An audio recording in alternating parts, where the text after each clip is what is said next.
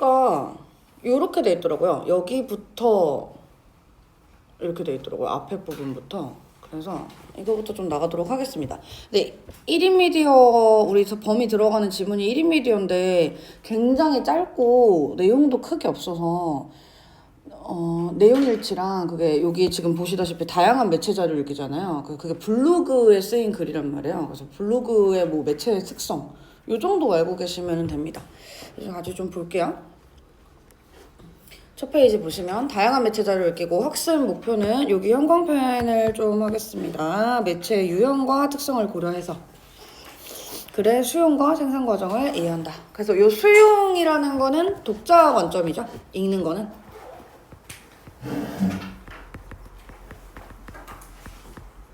그래서 이따가 본문에서 이야기 한 번 더 할 거지만은 블로그, 인터넷 게시판에 올리는 글의 가장 큰 특징이 쌍방향 소통이 가능하다는 거거든요. 우리 인쇄물 같은 건 불가능하잖아. 내가 한번 책 내놓으면은 그 뒤로는 독자들이 그걸 어떻게 읽었는지 뭐 따로 연락을 주지 않는 이상 알 수가 없잖아요. 근데 블로그는 즉시 쌍방 소통이 가능하다. 댓글 같은 걸로. 그래서 이런 것들을 좀 알고 있으면 된다. 그래서 매체의 유형과 특성 이야기. 오늘날 글이 생산되거나 유통되는 대표적인 매체로는 신문과 잡지, 인터넷 등을 들 수 있다. 그래서 얘네들은 인쇄 매체가 됩니다. 신문이랑 잡지 같은 경우에는. 인터넷은 그냥 인터넷 매체라고 불러요.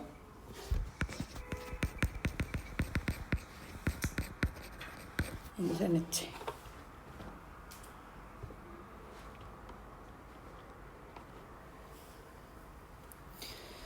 그래서 신문과 잡지는 특정 주기로 발행이 되어서 구독을 요청하는 사람들한테 전달됩니다. 그래서 이제 만약에 소통이 이루어진다고 하더라도 좀 느려요. 이제 반면에 인터넷에는 수많은 글이 수시로 올라오면서 독자가 직접 접속해서 글을 수용하게 됩니다. 그래서 이게 이제 쌍방향 소통이 즉각적으로 가능하다.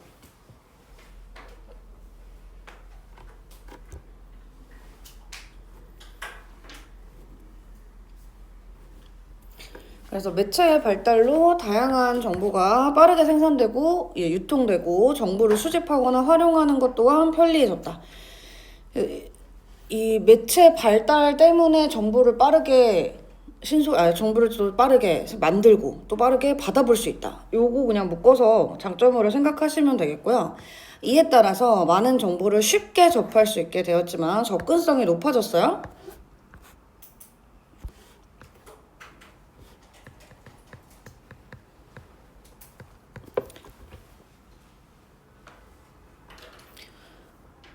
그런데 여기에는 이제 내용이 부실하거나 신뢰할 수 없는 내용이 좀 뒤섞여 있기도 하다. 그래서 아마 로봇 저널리즘이랑 엮어서 내시려는 거 아닐까 싶은데, 로봇이 그 준비된 데이터를 기반으로 해가지고 이제 글을 쓰는 거잖아요. 그래서 그거랑 이제 비교해서 사람이 쓴 글이랑 로봇이 쓴 글이랑 어떤 차이점이 있겠냐, 그리고 공통점은 뭐겠냐, 뭐 이런 거 이제 물어볼 것 같은데, 공통점이라고 하면 그냥 매체의 특징으로 생각을 하시면 돼요. 로봇이 쓴 글이랑 사람이 쓴 글이랑 인터넷에 올렸을 때 공통점이 뭐냐, 매체의 특성, 정보가 빠르게 생산되고 유통될 수 있다. 대신에 이제 내용이 신뢰할 수 없는 것이 뒤섞여 있을 수 있다.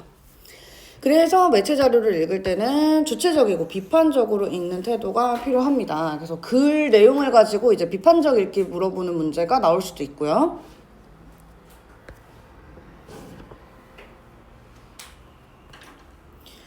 그래서 우리 비판적 읽기의 내용이 요거였죠. 내용이 타당한 자료인지, 즉 주장과 근거가 알맞게 연결이 되어 있는지, 이게 타당한지, 너무 극단적이거나 말이 안 되는 주장은 아닌지.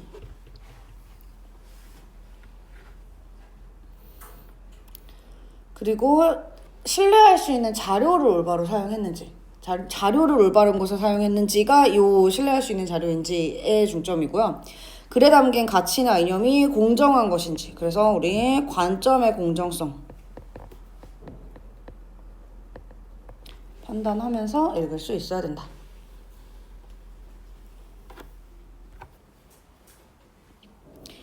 매체 자료 읽는 방법이 이렇게 되어 있고요.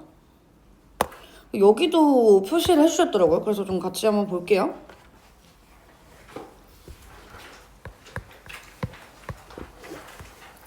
신문 기사인데 무인 자동차 시대가 코앞으로 다가온 가운데 이 무인 자동차가 상용화가 되면 교통량이 더 늘어날 수 있다라는 연구 결과가 나왔다. 그래서 영국의 한 대학교 연구진에 따르면 무인 자동차가 보편화되면 사람들이 대중교통을 버릴 것이다. 그래서 도로에는 지금보다 더 많은 차가 다닐 것으로 예상한다. 주장에 따른 이제 근거가 나와 있고요. 요 이제 기사에서 전달하고자 하는 주장이지. 관점이 드러나는 거죠.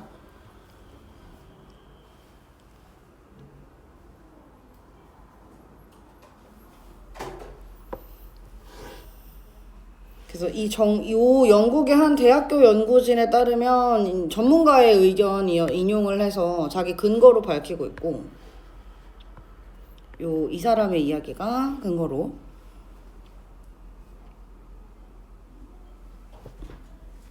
네, 오셨어요.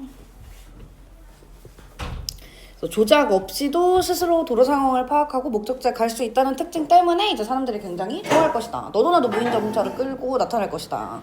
그러니까 자기가 운전을 하는 게 이제 무서워서 차를 안 끌고 다니는 건데 자기가 운전 안 해도 되면 얼마나 편하겠어요. 저 운전하다가 절벽에서 떨어질 뻔한 얘기 해줬나요? 핸드폰 떨어져가지고 이렇게 주우려다가 핸들이 이렇게 꺾이고 있었던 걸 몰랐던 거야. 그래가지고 딱 죽고 딱 일어났거든요? 근데 눈앞에 아무것도 없었어. 그래서 급하게 돌려가지고 이제 다시. 그래서 그 뒤로 이제 운전을 잘 안 하는데. 그 표정 봐. 그래서 내가 운전을 안 해도 되면은 차를 얼마든지 타고 다닐 수 있지 않을까. 이게 약간 청제 자매끼리 능력을 나눠가지고 태워가나 봐요. 저 운전 진짜 못하거든요. 근데 제 동생은 후진 주차 그냥 보지도 않고 그냥 슉 해가지고 이제 들어가고, 여동생인데, 그래서 능력이 약간 반반치로 나눠서 들어가는 것 같아요. 그래서 이제 다시 본문 들어와서, 이제 가가 무인 자동차가 상용화되면은, 보편화되면은, 이제 도로 교통량이 더 많아질 거다. 교통체증이 좀 심해질 것이다. 뭐, 요런 얘기였고, 나 같은 경우에는 검색 결과 창을 보여주는 거거든요. 그래서 무인 자동차의 개념에 대해서 설명을 하고, 그리고 그 다음이 이제 무인 자동차에 대한 5가지 오해 이러는 거 보니까 우리가 잘못 알고 있는 부분을 여기에서 이제 지적을 해주려는 거겠고, 그 다음에 세계의 무인 자동차 이제 종류에 관한 내용이 담겨 있을 것이다. 그래서 요거는 이제 기사 제목 보고, 게시글 제목 보고 우리가 내용을 추론할 수 있다. 요런 것도 이제 매체의 특성 중에 하나다. 요런 얘기고요. 밑에 설명 좀 볼게요. 관은 최근 많은 관심을 받는 무인 자율주행차와 관련된 기사이다. 신문은 기본적으로 기자 취재, 그리고 전문가의 조언, 의견 같은 거, 연구기관의 발표 등을 바탕으로 정보를 제공을 합니다. 얘네들이 이제 다 근거가 되죠. 근거를 항상 가지고 있기 때문에 기본적으로 이제 사람들한테 신뢰를 갖는다. 하지만 그러나 때로는 글에 전제된 관점이나 제시 자료가 불충분한 경우도 있다. 그렇기 때문에 기사를 읽을 때 비판적인 태도를 가져야 한다. 우리 아까 앞에서 얘기했던 관점의 공정성, 주장의 타당성, 자료의 적절성, 신뢰성. 그리고 이제 나는 인터넷 사이트에서 무인 자동차를 검색한 결과인데 수많은 정보가 공유되기 때문에 무인 자동차만 치면은 그에 관련된 정보들을 싹 얻을 수 있습니다. 그래서 굉장히 쉽게 찾아볼 수 있어요. 이거는 인터넷 매체의 장점이죠. 형광펜 한 번만 좀 할게요. 필요한 정보를 손쉽게 찾아볼 수 있다. 인터넷 매체의 장점이 됩니다.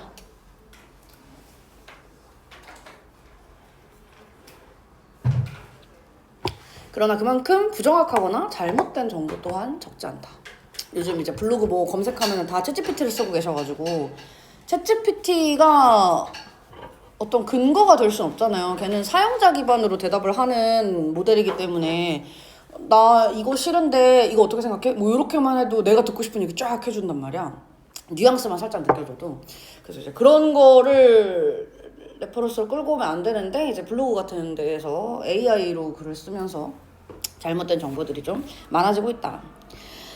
그래서 이제 매체를 통해서 정보를 접할 때는 이런 것들을 염두에 두고 비판적으로 읽어야 된다. 요게 이제 요 본문에서 하려는 얘기고요. 여러분은 넘기시면 바로 1인 미디어의 시대 나오거든요.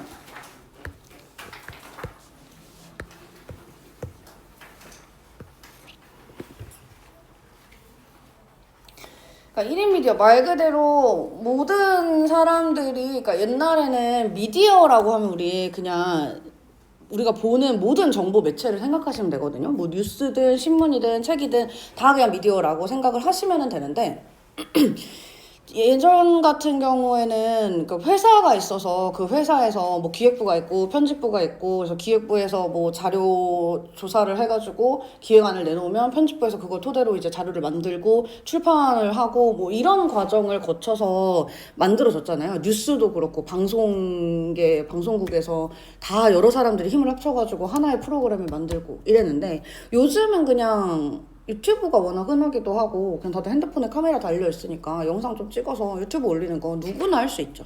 그래서 이제 그런 거를 1인 미디어라고 하는 건데 오늘 올리는 내용은 많은 분들이 관심을 두는 1인 미디어입니다. 그래서 지금 여기 페이지 보시면은 요거 블로그요. 그래서 자기 블로그에다가 이렇게 글을 올리는 거야. 이 블로그 카테고리들이고. 그래서 1인 미디어에 대한 글을 올려달라는 댓글이 꾸준히 있었는데 이제 올리게 되네요. 그래서 요 멘트를 통해서 댓글이 꾸준히 있었다. 그래서 내가 그 댓글을 보고 너희가 원하길래 요 주제를 끌고 왔어. 이렇게 말하는 거거든요. 그래서 독자의 요청에 따라서 글을 썼다. 이게 쌍방소통이 가능하다라는 걸 알 수 있다.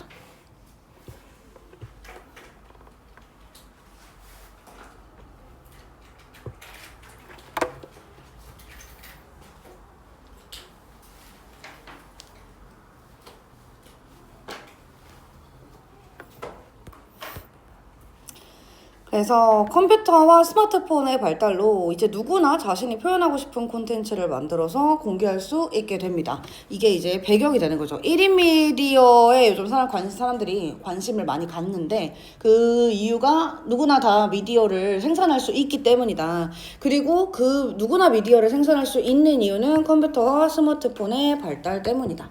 그래서 요게 이제 배경이 되겠고 이 1인 미디어에 관심을 갖게 된 배경, 컴퓨터와 스마트폰의 발달이 1인 미디어에 관심에 대한 배경이 되겠습니다. 그래서 누구나 자신이 표현하고 싶은 콘텐츠를 만들어서 공개할 수 있습니다. 언제 어디서나 콘텐츠를 만들고 또 소비하는 시대가 되었습니다. 저는 지금 하굣길인데 스마트폰으로 이렇게 글을 쓰고 있습니다. 그래서 장소에 구애받지 않고 글을 올리고 소통을 하고 콘텐츠를 만들고 이게 가능하다는 거예요. 그래서 이 부분에서 이제 우리는 지금 1인 미디어 시대다라는 거를 서론에서 설명을 하고 있고 넘겨볼게요.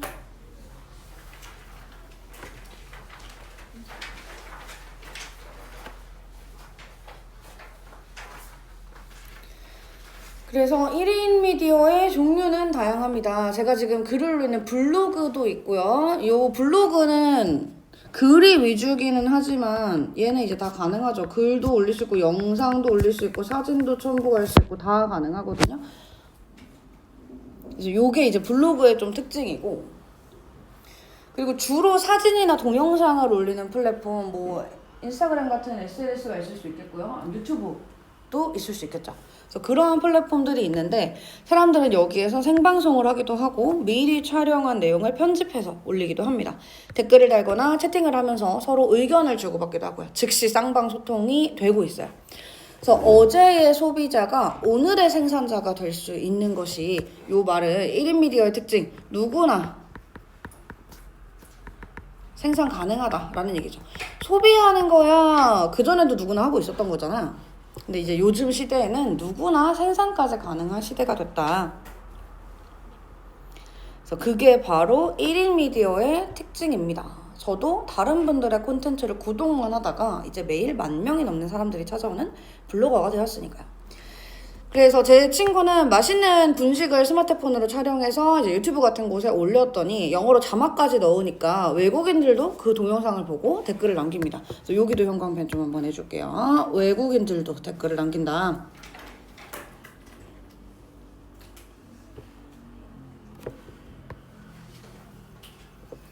이 접근 범위가 제한이 없다는 거죠. 범위가 한정되어 있지 않아요. 한정되어 있지 않다.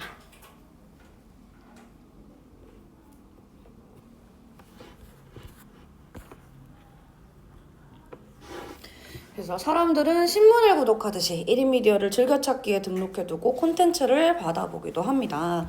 또 누리 소통망으로, 우리 누리는 인터넷 생각하시면 되거든요. 소통망이잖아. 소셜 네트워크예요. SNS예요. SNS의 순화 버전.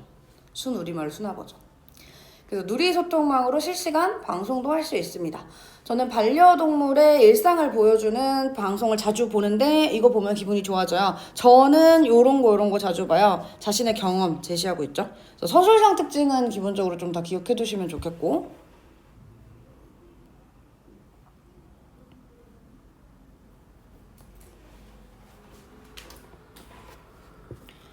그리고 의문형 어미 사용해서 흥미 유발. 재미있는 이야기 하나 소개해 드릴까요?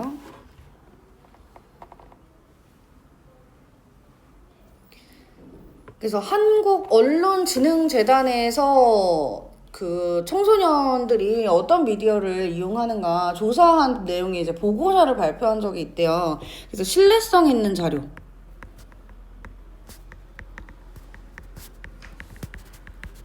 근거로 제시를 하고 있습니다. 근데 밑에 이제 주석 보면 아시겠지만 여기 글에서는 2015년이라고 올렸고 밑에 이제 주석에는 실제로는 2016년 자료다 이렇게 돼 있거든요. 네, 신뢰성 있는 자료 쓰시고, 연도를 틀리게 올린 거야. 실수를 한 거야. 그래서 이거는 이제 이따가 우리 요 게시글 끝나고 나면 댓글도 보거든요. 그 댓글에 이제 이거 연도 잘못됐는데 이렇게 알려줘요. 그래서 그런 식으로 이제 즉각적으로 쌍방향 소통이 가능하니까 요거는 이제 인터넷 매체의 단점 중에 하나죠. 정보가 틀린 정보가 그냥 올라올 수 있다. 검수받지 않았으니까 그냥 자기가 올리는 거니까요. 책을 만드는 거면은 거기에 이제 출판부, 편집부, 기획부 다 있기 때문에 편집부에서 교정결 다 해가지고 이거 잘못된 정보예요. 그래서 검수해서 낼 수 있는데 이런 블로그 같은 거는 그냥 자기가 혼자 자기 쓰고 싶은 말 해서 올리는 거니까 검수를 해줄 사람이 없단 말이야. 그래서 잘못된 정보가 나올 확률이 좀 있습니다. 근데 이제 대신에 쌍방향 소통이 가능하다는 장점 때문에 요거 이제 댓글만 보면은 즉각적으로 요거 수정할 수 있겠죠. 그래서 장점이자 요 단점을 보여주는 부분이다. 그래서 1인 미디어를 보는 학생들이 이제 가장 많이 이용하는 분야를 조사를 해보니까 게임, 먹방, 대화, 음악, 스포츠 순서더라. 그리고 청소년의 절반 이상이 1인 미디어를 이용한다. 그러니까 자기의만의 콘텐츠를 만들어서 올린대요. 뭐 유튜브든 틱톡이든. 그래서 2015년 조사였으니까 지금은 더 많이 늘어나지 않았을까요? 여기 형광펜 하겠습니다. 글쓴이의 주관적인 견해. 1인 미디어가 나날이 확장될 것이라는 인식. 요거 이제 긍정적인 전망이라고 볼 수 있겠죠. 요 부분은 1인 미디어의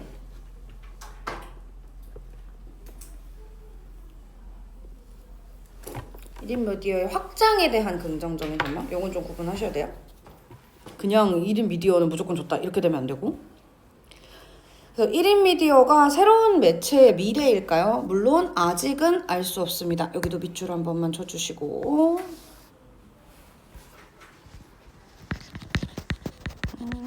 잠은 자다. 새로운 매체의 미래일까요? 아직은 알 수 없습니다.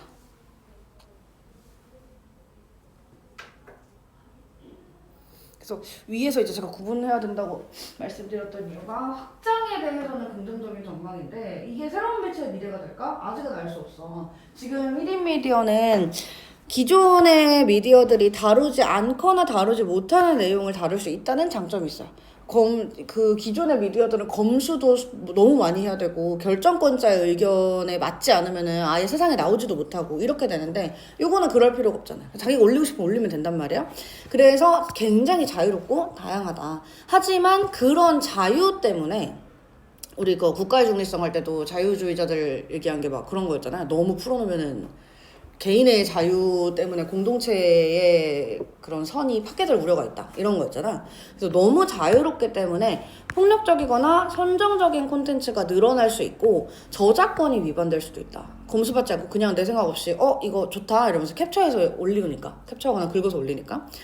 그리고 1인 미디어의 특성상 문제가 생겨도 곧바로 대응하기는 쉽지 않습니다. 그러니까 이 사람이 많고 항상 보는 사람들이 있으니까 이제 그거에 대해서 기업적으로 좀 체계적으로 대응할 수 있다는 건데 1인 미디어 같은 경우는 자기가 혼자 하니까 개인이 하는 거라서 뭔가 법적인 문제가 생기거나 이런 경우에 즉각적으로 대응하기 어렵다는 거죠. 그런 얘기예요. 이 문제가 생겨도 곧바로 대응하기가 쉽지 않다는 얘기는 법적인 것들.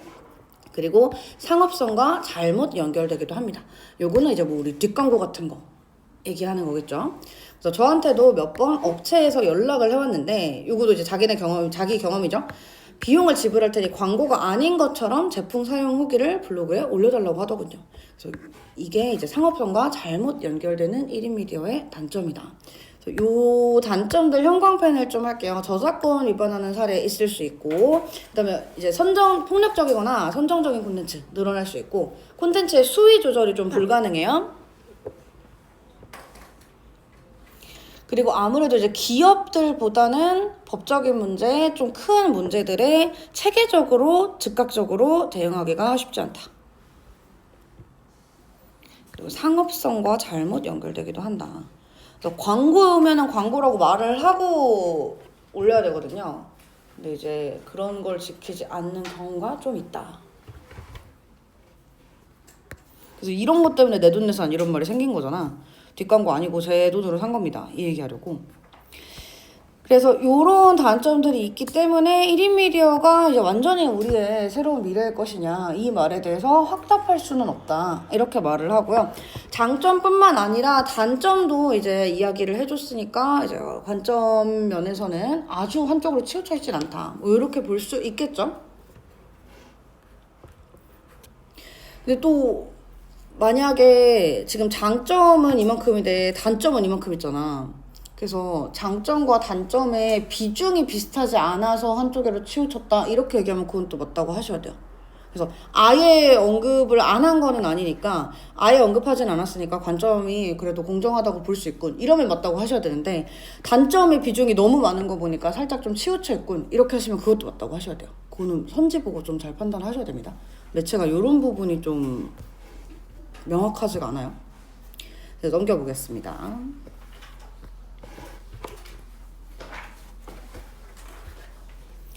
그래서 이상 1인 미디어에 대해 알아봤습니다. 추천 꾹 눌러주시고 다른 곳에 올리실 때는 출처 밝히는 거 잊지 마세요. 저작권 위반될 수 있으니까 아까 1인 미디어의 문제라 그랬죠.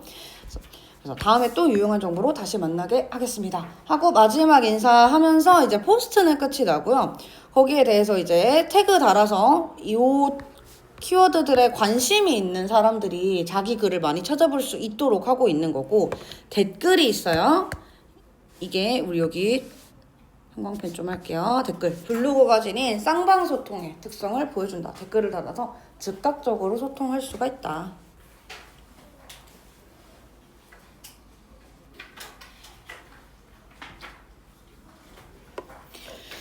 그래서 요거 이제 그대로 낸다고 하면 댓글 가가지고 이 사람들 왜 우리 화작 3번 문제 같은 거 있잖아요. 이 발표를 읽고 이 발표를 들은 학생들의 반응이다. 이 반응으로 뭐 옳지 않은 것은 이래놓고 뭐 새로운 자료를 찾으려고 하고 있군. 자신의 경험을 전달하고 있군. 뭐 이런 얘기 하잖아요. 그런 것 좀 물어볼 수 있거든요. 이 댓글 가지고 같은 경우에는.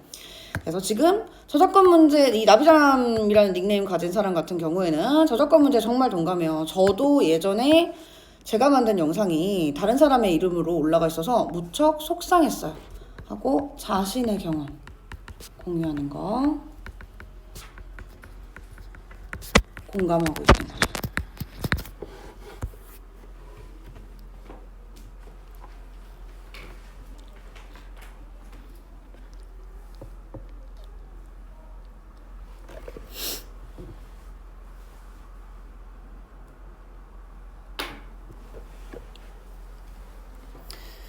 그래서 맞아요. 사생활 침해 문제도 있어요. 우리 아까 포스트에서는 이제 뭐 저작권 위반될 수 있고 뭐 상업적인 문제로 연결될 수 있고 기업에 비해서 즉각적 대응은 좀 힘들 수 있고 이런 단점들이 있었잖아요. 거기에 이제 플러스 사생활 침해 문제까지 있다. 자기가 만든 영상이 이제 올라가면서 나도 모르는 사이에 내 사진이 떠돌아다니거나 이상하게 합성되기도 하는 등 사생활 침해 문제도 일어날 수 있다.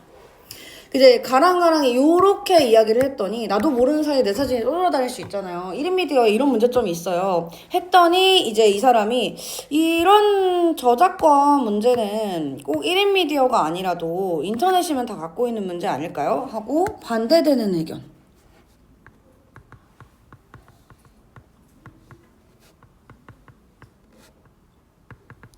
이게 꼭 1인 미디어의 특성만은 아니다. 왜냐면은 그 유튜브 올리는 사람들 말고도 그냥 TV 뉴스를 보다가도 길 가다가 우리 영상 인터뷰 따는 영상에 우리가 찍힐 수도 있는 거잖아. 그러면 이거는 1인 미디어의 문제는 아니지 않을까? 이렇게. 그리고 그 다음에 이제 밑에 윤수열이라는 닉네임 가진 사람이 잘못된 정보에 대해서 수정 요청하고 있습니다. 2015년이 아니라 2016년 자료인데요. 그리고 청소년이 절반, 다른 닉네임 가진 사람이 요거 첨가를 해주는 거죠. 청소년 절반 이상의 미디어를 사용한다고 하셨는데 1인 미디어 이용률은 4분의 1밖에 안 됩니다. 자료를 잘못 보신 건지 의도적으로 1인 미디어를 강조하려고 하신 건지 모르겠네요. 그래서 요거는 여러분 어때? 로봇 저널리즘이라면 로봇 저널리즘에서 로봇이 쓴다면 발생했을까요? 안 했을까요? 이렇게 4분의 1 정도인 건데 반절 이상은 사용해요 라고 이야기하는 건 주관적인 해석이 개입된 거죠. 아니면 정보를 오독했거나 이거는 로봇이 썼으면 발생하지 않았을 문제죠.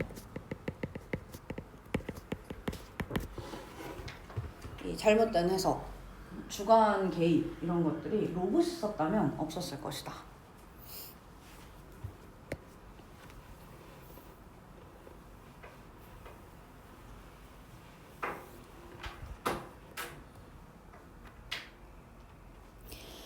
네, 그래서 요렇게 요 지문은 말씀드린 것처럼 매체의 특성, 인터넷 블로그라는 매체 자체의 특성, 그리고 글 안에 있는 내용일지 또 보셔야겠죠. 1인 미디어의 장점과 단점 이렇게 보셔야 되겠고, 글 쓰니까 이 1인 미디어에 대해서 어떤 생각을 가지고 있는지 앞으로 확장이 될 것이다. 그래서 거기에 대해서는 굉장히 긍정적인 전망을 보였는데 이게 정말 우리 이 매체 시대의 미래일까? 그거는 잘 모르겠다. 왜냐면 단점이 너무 많아서 이렇게 이야기를 하죠.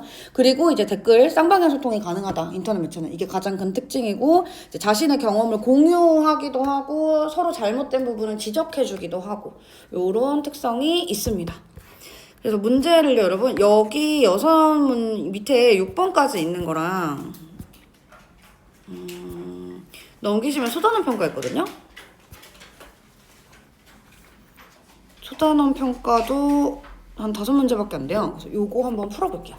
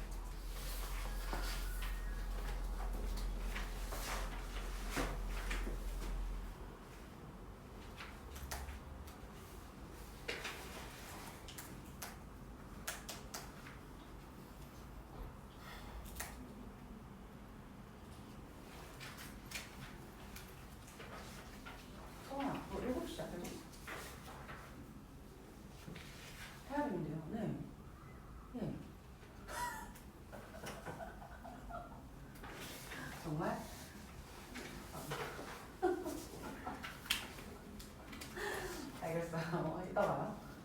네.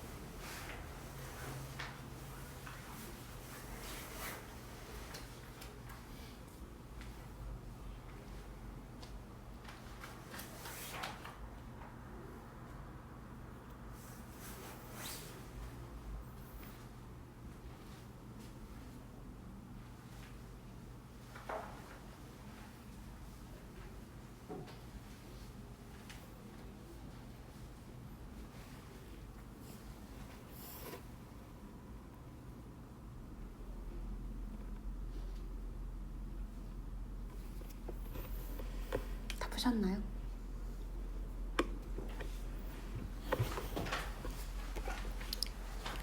조금 못 푸셔도 뭐 다시 나중에 풀어보시고 저한테 다음 물어보시거나 그렇게 할게요. 앞에 1번부터 풀이를 좀 들어가겠습니다. 다 불러드리겠습니다.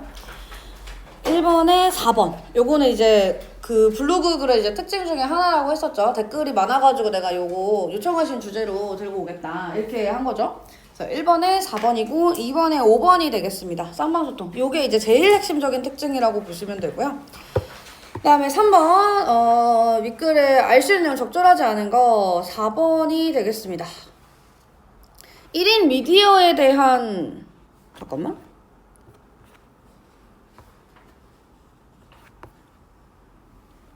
맞지? 3번에 4번. 1인 미디어에 대한 전문가의 견해가 아니라 그 조사 1인 미디어를 청소년들이 얼마나 사용하고 있느냐 요거에 대한 조사였죠. 그 다음에 4번 1인 미디어의 문제점으로 볼 수 없는 거 1번이 되겠습니다. 소재가 다양한 게 이제 장점이었죠. 근데 다양한 대신에 이제 폭력성 있거나 좀 수위 있는 것들을 나오게 될 수도 있다. 그 다음에 5번 적절하지 않은 거 4번이 되겠습니다. 다 1인 미디어 관련 내용이기는 하죠.